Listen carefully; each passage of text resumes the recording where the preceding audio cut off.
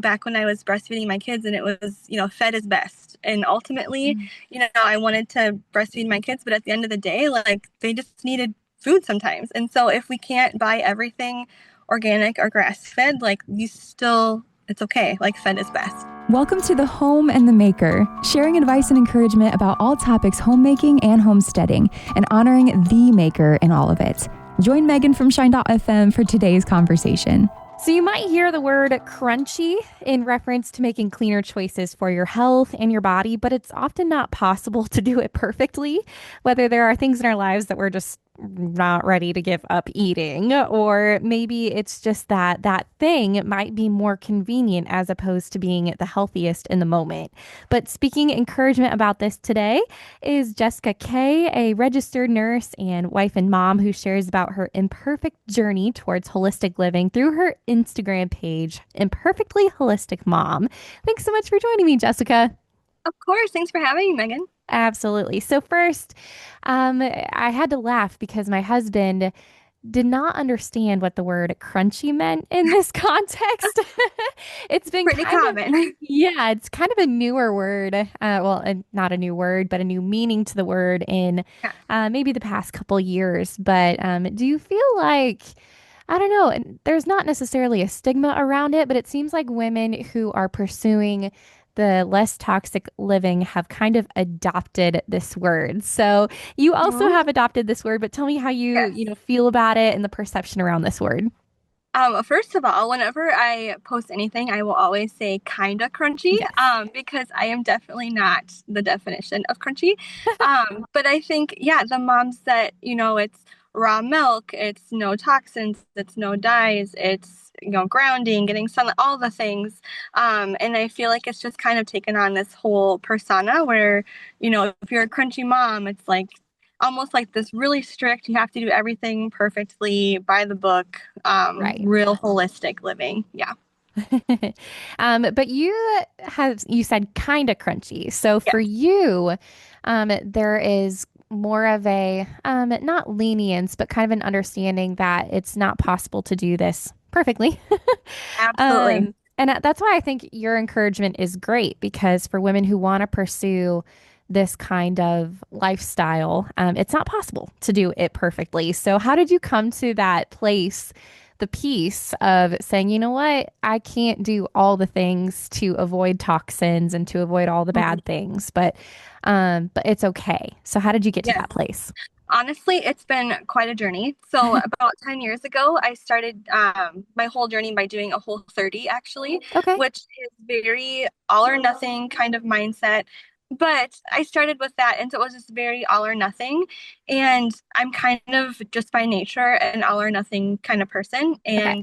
And just having that strictness almost was almost just too hard. Like I just couldn't do the everything had to be done perfectly, not even one bite of sugar for 30 days, just very strict. And what I've had to realize is I can control what's in my house. So for example, like when I go grocery shopping, I don't buy vegetable oil, I'll buy, avocado oil, those kind of things for my kitchen. But when I go out to eat, like I'm not going to stress about what they're cooking my food in because you can't control everything. Right. And I've just had to kind of take that mindset of I can control what I can control, but I can't control everything. And picking the things that are important to me because like buying organic groceries or all grass-fed beef, that can get really expensive. And Hmm. so just finding the priorities that are a priority for me and just focusing on those and letting the rest kind of slide a little bit and being okay with it because otherwise I would just drive myself insane. Right. So, yeah. No, I love that. One of your posts, I think you had shared like being at, I don't know if you're at a farmer's market or something, but you like shared like get the donuts. And I was like, yes. Yes, yes, always get the mini donuts. Yes. Yep, absolutely. If there are mini donuts anywhere, my kids know we're gonna get them. And Yes. we were at a Twins game recently and we got the mini donuts and then we come home and I try not to buy as much of that stuff at the grocery store, but when we're out and about, like it's okay. It's Yeah. okay. So, I yeah. love that. And the encouragement that you share on your page about just taking one step at a time towards that maybe that ideal that we're striving for as far as less toxic living. So whether that's making one switch at a time, but for you, what is probably the most recent switch that you have made in your home towards being less toxic? Yeah, I think honestly, the most recent thing I've done is probably the organic cotton undies and tampons, which I've Okay. talked about a little bit. Because that was one thing that I hadn't really thought about before. And then once I kind of went down that rabbit hole, I was like, okay, I think as a girl mom, like that was something that was important to me just with reproductive health and trying to eliminate those endocrine disruptors that can be found in or tampons or underwear with like plastics and synthetics and fragrances and all those things, and just wanting to try to reduce those as much as I can for me and my kids, Mhm. knowing that we can't reduce everything. If I go on a date, I'm going to put perfume on, but I'm not going to wear it every day. Yeah. And so just kind of that would probably be one of the most recent things that I've done. Okay, gotcha. Yeah.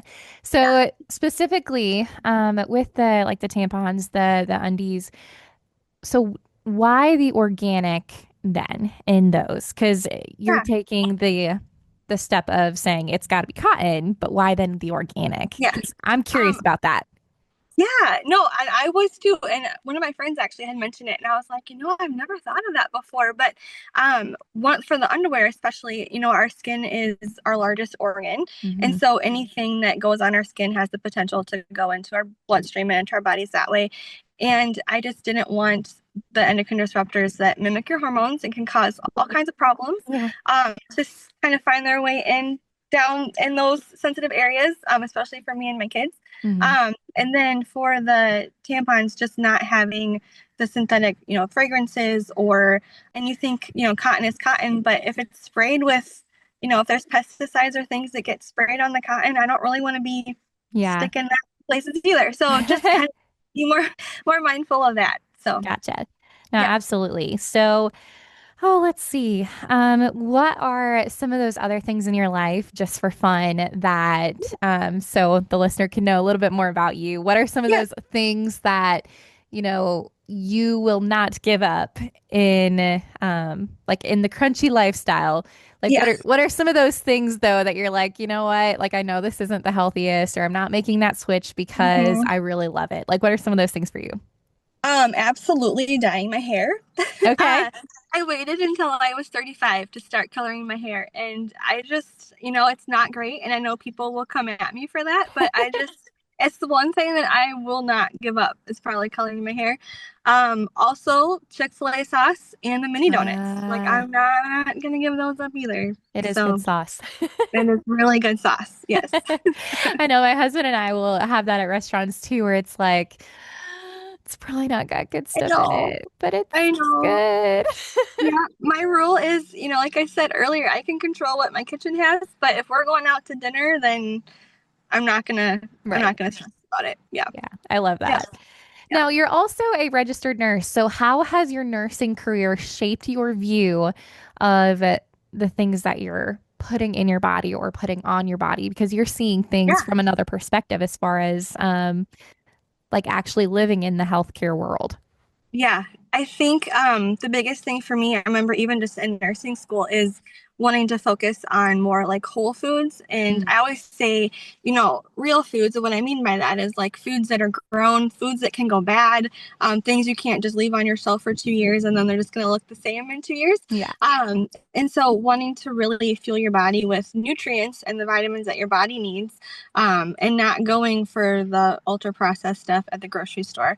Is there going to be some of that? Of course, because you can't control it all the time.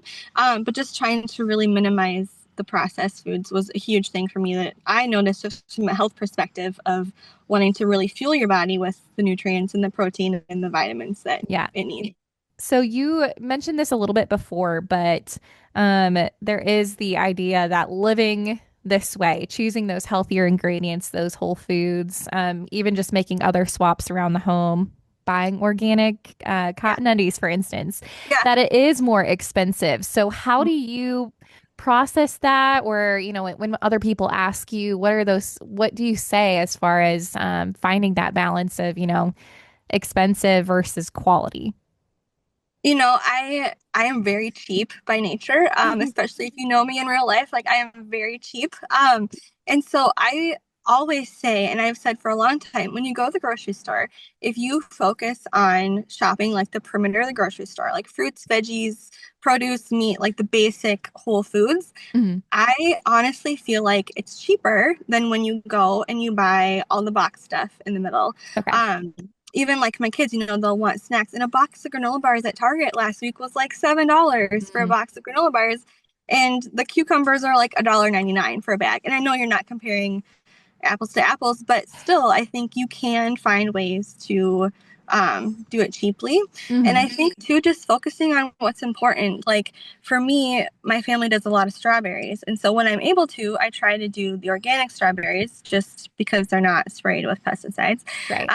But if I can't afford it that week, then it's fine. Then we're just going to do regular strawberries. And it kind of reminds me of back when I was breastfeeding my kids and it was, fed is best. And ultimately, Mm. I wanted to breastfeed my kids, but at the end of the day, like they just needed food sometimes. And so if we can't buy everything organic or grass fed, like it's okay. Like fed is best. Yeah. So I love yeah, that. Just at the yeah, end of the day, they are going to be fed. they're going to be fed. Do I want to buy the organic chicken? Of course. Can I afford it all the time? No, I can't. Yeah. So just kind of, yeah, picking those things that are important. And then just some of the things, you just let them slide a little bit. Yeah.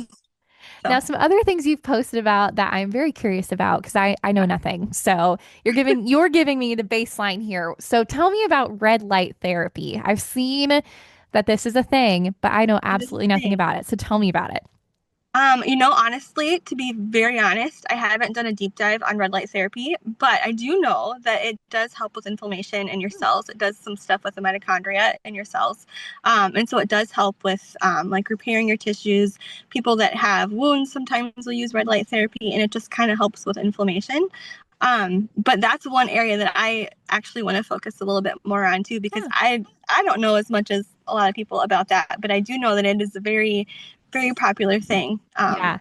people have been doing. So what does that look like for you? Do you have I mean, I've seen the facial mask. Yeah, I have Hashimoto's, and so what Okay. I would use it for is like to put it kind of over your thyroid too, because it just kind of helps with just like the inflammation in the tissues. But yeah, Gotcha. people have like the masks, that you wear, and it looks kind of like, a Avengers mask that people Yeah. are wearing. And I've never tried that yet, but I am really interested. So Okay. Gotcha. that's on my list. And then the other one was the castor oil Oh packs. yes. Tell me about that. I am obsessed with them. They're kind of messy, but with the castor oil, you put it on the cloth, which is usually like an organic wool cloth, Okay. and then you place it over your liver, and then you put like a warm, I always call them like the warm thing is what my kids call them. It's just those rice bags that you kind of heat Oh, up in the microwave or heat them up. I shouldn't say microwave. Someone's going to come at me for using a microwave. But I do put them in the microwave. But then you just warm them up or like a heat pad. And then the castor oil kind of just absorbs into your skin and it helps detoxify your liver, which is mm, really important, especially with just getting those toxins out. And for me with Hashimoto's and thyroid issues, a lot of our T3 and T4 are converted in our liver. And so when you're helping your liver and supporting that, then you can also help your thyroid. Um, I'm a nurse, so we'll probably talk about poop here for a second, but it does help with that too. okay. It helps keep you regular. It helps with that. If you're feeling a little constipated, you could just throw a castor oil pack on, and in the morning, you'll be happy that you did. Um, but it also just really helps with sleep too. I don't know what it is about it, but the first time I used one, I was watching, it was like a Harry and Meghan Markle documentary on Okay. Netflix, and I was laying in bed watching it and I had my castor oil pack on. And before I knew it, I was just in like this really relaxed state where I couldn't even finish watching the show. And I just went right to sleep and woke up the next morning and just had like the best sleep. So it just Wow. really helps relax you too. So I am a big fan. And I've been out of castor oil for about a month now and I can feel it. So Huh. yeah. So, how often do you do this? And I mean, for how long? Like 10 Yeah. minutes a day? I people might disagree with me, but I'll put one on and I'll go to sleep and I'll just sleep with it on Okay. overnight. I think you could start maybe putting it on for like an hour a day. But just with the castor oil, the one important thing is to just make sure that you get a glass bottle and not a plastic bottle, because then the plastic can't get into the oil. So when you're Right. gonna buy it, you don't have to necessarily buy, the best of the best castor oil, but just always try to go for the glass. Gotcha. Yeah. That makes so much sense. Yeah. Okay, so my last question, and these are always my favorite last questions, but Yeah. it's understanding or just seeing God in this. So Mhm. for you, as you've been on this journey, so I guess I have like pick one or the other question. Yeah. Like Yeah. as you've been on this journey of choosing healthier living, cleaner living, less toxic. What has God revealed to you in this? Or as Yeah. you have been in these moments where you're trying to be more healthy, cleaner living, less toxic, Mhm. how has God met you in those moments, maybe where you feel like you've failed?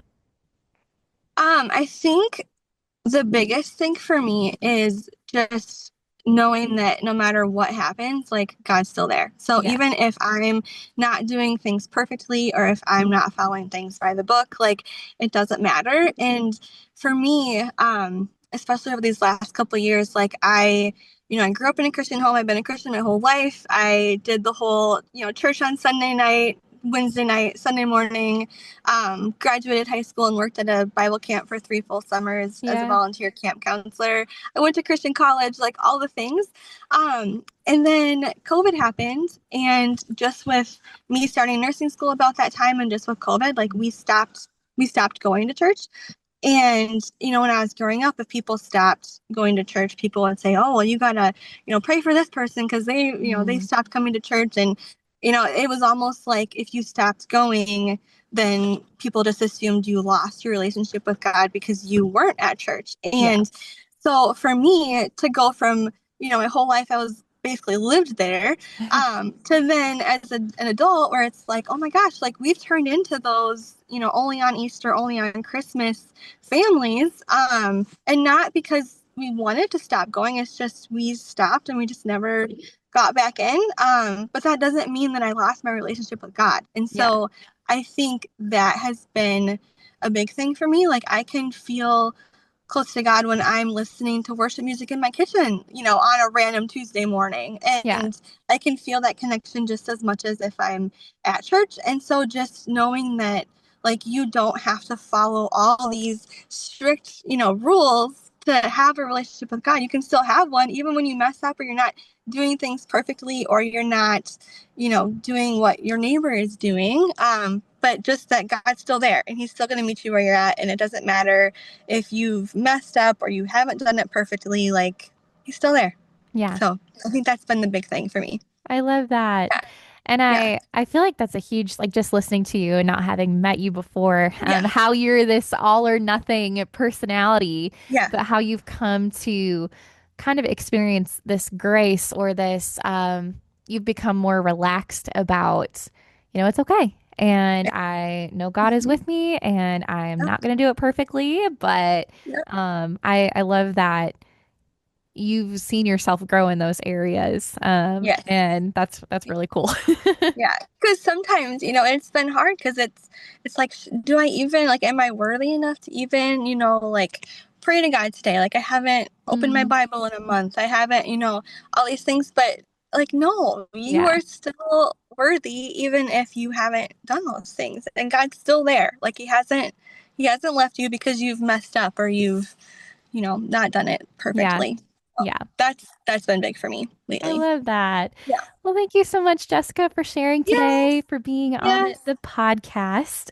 If you want to follow Jessica and her Instagram page, you can look for Imperfectly Holistic Mom. Thank you for listening to this episode of the Home and the Maker podcast. And for other podcasts from Shine.fm, visit the Shine.fm podcast channel.